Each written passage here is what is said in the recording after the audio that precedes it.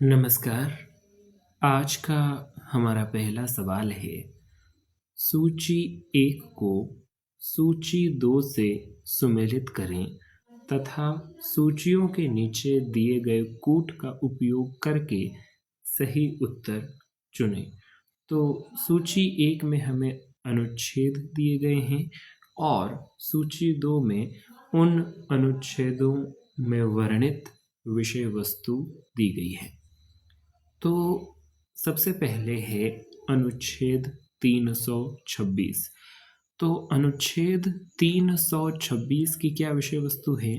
तो अनुच्छेद 326 के अंतर्गत अनुच्छेद 326 के अंतर्गत लोकसभा और राज्यों की विधान सभाओं के लिए निर्वाचनों का वयस्क मताधिकार के आधार पर होना यह वर्णित किया गया है अनुच्छेद 326 के अंतर्गत कि लोकसभा और राज्यों की जो विधानसभाएं हैं के निर्वाचन के लिए निर्वाचनों का वयस्क मताधिकार के आधार पर होना। अब अनुच्छेद 327 को देखते हैं।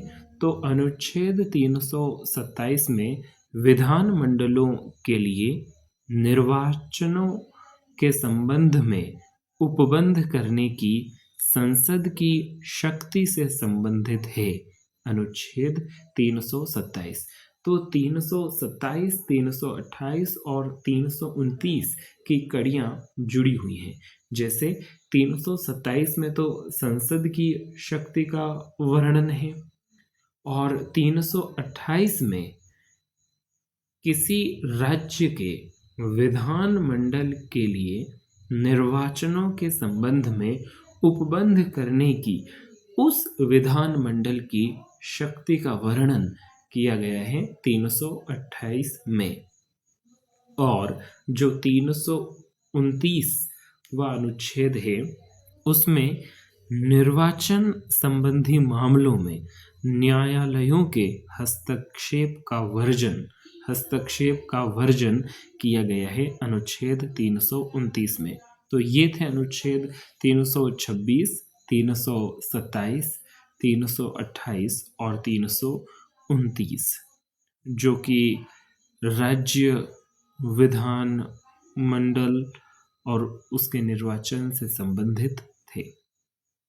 हमारा अगला सवाल है, भारत के संविधान के निम्नलिखित में से किस अनुच्छेद के अंतर्गत राष्ट्रपति के विरुद्ध उसकी पदावधि के दौरान किसी न्यायालय में किसी भी प्रकार की दंडिक कार्रवाई संस्थित नहीं की जाएगी या चालू नहीं रखी जाएगी? तो ना तो राष्ट्रपति के विरुद्ध कोई दंडिक कार्रवाई शुरू की जाएगी और ना ही अगर पहले से संस्थित की जा चुकी है यानी राष्ट्रपति पद धारण करने से पूर्व अगर संस्थित या शुरू की जा चुकी है तो उसे जारी नहीं रखा जाएगा। तो यह वर्णन है 361(2) के अंतर्गत। तो यह प्रावधान किया गया है अनुच्छेद 361(2) के अंतर्गत। हमारा अगला सवाल है, भारत में संघीय मंत्रिपरिषद से संबंधित निम्नलिखित कथनों पर विचार कीजिए। पहला कथन है, कोई व्यक्ति जो संसद के दोनों में से किसी एक सदन का सदस्य न हो उसे मंत्री नियुक्त किया जा सकता है, परंतु यदि वह मंत्री नियुक्त होने के बाद नियुक्ति की तारीख से निरंतर 6 मास की अवधि के भीतर दोनों में से किसी भी सदन का सदस्य न बन सके तो वह मंत्री नहीं रहता। तो यह बात सही है। वह लोकसभा या राज्यसभा दोनों में से किसी भी सदन का यदि सदस्य नहीं है कोई व्यक्ति तो भी वह मंत्री पद धारण कर सकता है, लेकिन उसकी शर्त है कि नियुक्ति की तारीख के बाद से लेकर 6 महीने तक, यानी 6 महीने की अवधि मिलेगी, उसके अंतर्गत उसे संसद सदस्य बनना होगा, अन्यथा वह मंत्री नहीं रहेगा। यह कथन सही है। दूसरा कथन, तथापि संसद सदस्य के रूप में चुने जाने के बाद उसे फिर से मंत्री के रूप में नियुक्त किया जा सकता है। यह बात सही है।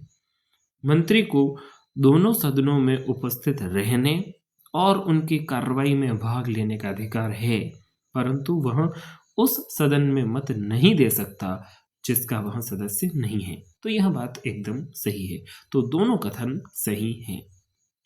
हमारा अगला सवाल है, भारत के संविधान के निम्नलिखित में से किस अनुच्छेद के अंतर्गत उच्चतम न्यायालय प्रत्येक निर्णय खुले न्यायालय में ही सुनाएगा, अन्यथा नहीं? तो यह बहुत ही महत्वपूर्ण प्रावधान है उच्चतम न्यायालय से संबंधित कि उच्चतम न्यायालय प्रत्येक निर्णय खुले न्यायालय में ही सुनाएगा, अन्यथा नहीं। तो यह जो प्रावधान है वह अनुच्छेद 145(4) के अंतर्गत किया गया है। यह प्रावधान 145(4), विकल्प 1 सही उत्तर। हमारा अगला सवाल है, निम्नलिखित में से किस परिस्थिति में लोकसभा का अध्यक्ष अपना कार्यकाल पूरा करने से पहले अपने पद पर नहीं बना रह सकता? तो पहला, यदि वह लोकसभा का सदस्य नहीं रह जाता, तो स्वाभाविक सी बात है, यदि लोकसभा, क्योंकि लोकसभा का जो अध्यक्ष होता है वह लोकसभा सदस्य होता है, तो यदि वह लोकसभा का सदस्य नहीं है तो स्वाभाविक रूप से वह लोकसभा का अध्यक्ष भी नहीं रह सकता। यह सही है। यदि लोकसभा सदन में उपस्थित और मतदान करने वाले कुल सदस्यों के बहुमत से अध्यक्ष को हटाने का प्रस्ताव पारित करती है, तो यह सही नहीं है। बहुमत का प्रावधान नहीं है। वह जो मत है वह 1/3 होना चाहिए, लेकिन बहुमत से, साधारण बहुमत से लोकसभा के अध्यक्ष को पदच्युत नहीं किया जा सकता। अगला विकल्प है, यदि सत्तारूढ़ दल सदन में अपना बहुमत खो देता है। नहीं, यह भी सही कथन नहीं है। इस परिस्थिति में भी लोकसभा का अध्यक्ष अपना पद त्याग नहीं करेगा, या फिर इस परिस्थिति में भी जो लोकसभा अध्यक्ष है वह अपने पद पर बना रहेगा। यदि राष्ट्रपति अध्यक्ष को बर्खास्त कर देता है तो नहीं, राष्ट्रपति सीधे ही लोकसभा अध्यक्ष को बर्खास्त नहीं कर सकता, तो यह कथन भी सही नहीं है। तो केवल और केवल जो कथन 1 है वह सही है, यानी विकल्प 4। हमारा अगला सवाल है, 80 सेंटीमीटर की समवर्षा रेखा निम्नलिखित में से किस जिले से नहीं गुजरती है? तो जिस जिले से नहीं गुजरती है उसे हमें छांटना है। तो बांसवाड़ा, प्रतापगढ़ और झालावाड़ से तो गुजरती है, लेकिन विकल्पों में दिए गए बूंदी से नहीं गुजरती है, जबकि बांसवाड़ा, प्रतापगढ़ और झालावाड़ से गुजरती है। हमारा अगला सवाल है, राजस्थान में दिसंबर 2024 में सड़क घनत्व था। तो दिसंबर 2024 तक सड़क घनत्व था 92.66 किलोमीटर प्रति 100 वर्ग किलोमीटर। तो विकल्प 3 सही उत्तर है। हमारा अगला सवाल है, सूची 1 को सूची 2 के साथ सुमेलित करें तथा नीचे दिए गए कूट में से सही उत्तर का चयन करें। सूची 1 के अंतर्गत नदियों के नाम दिए गए हैं और सूची 2 के अंतर्गत सहायक नदियों के नाम दिए गए हैं। तो माही नदी की सहायक नदी है अनास नदी। माही की सहायक है अनास। काली सिंध की जो सहायक है वह है निवाज। पार्वती की सहायक है अहेली किसकी सहायक है? पार्वती की। और गंभीरी बेड़च की सहायक नदी है। तो जो सुमेलन, यह सही सुमेलन होगा माही अनास, काली सिंध निवाज, पार्वती अहेली, बेड़च गंभीरी। तो विकल्प 3 सही उत्तर। हमारा अगला सवाल है, अरावली श्रृंखला की निम्नलिखित चोटियों को उनकी ऊंचाई के अनुसार आरोही क्रम में व्यवस्थित कीजिए। तो आरोही क्रम में व्यवस्थित करना है, यानी घटते से बढ़ते क्रम में। तो धोनिया डूंगर, ऋषिकेश, कमलनाथ और रघुनाथगढ़, इन चार चोटियों के नाम हमें दिए गए हैं। तो इनमें जो सबसे छोटी चोटी है वह है कमलनाथ। कमलनाथ की ऊंचाई है 1001 मीटर, 1001 मीटर। और कमलनाथ से जो ऊंची चोटी है वह है ऋषिकेश की ऊंचाई है 1017 मीटर, 1017 मीटर।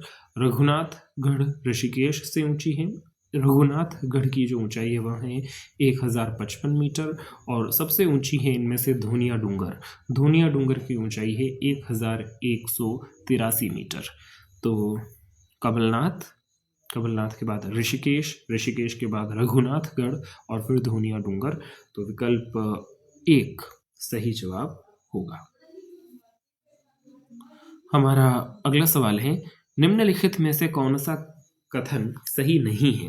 तो सही नहीं है, राजस्थान 69 डिग्री 30 मिनट से 78 डिग्री 17 मिनट पश्चिम देशांतरों के मध्य स्थित है। यह कथन सही नहीं है, क्योंकि पश्चिम देशांतर नहीं है, वे पूर्वी देशांतर है। तो यह एक त्रुटि है इसमें। तो यह कथन सही नहीं है। देशांतर सही है, लेकिन यह पूर्वी देशांतर है, न कि पश्चिम देशांतर। दूसरा कथन देख लेते हैं। तो सही उत्तर तो हो जाएगा विकल्प 1, लेकिन अन्य कथन भी देख लेते हैं। कर्क रेखा राजस्थान के 2 जिलों से होकर गुजरती है, यह बात सही है, डूंगरपुर और बांसवाड़ा। तीसरा विकल्प, राजस्थान इटली, नॉर्वे, इंग्लैंड जैसे देशों से अधिक क्षेत्रीय विस्तार रखता है राजस्थान। तो यह भी सही कथन है। इटली, नॉर्वे और इंग्लैंड जैसे देशों से अधिक विस्तार है राजस्थान का क्षेत्रफलीय।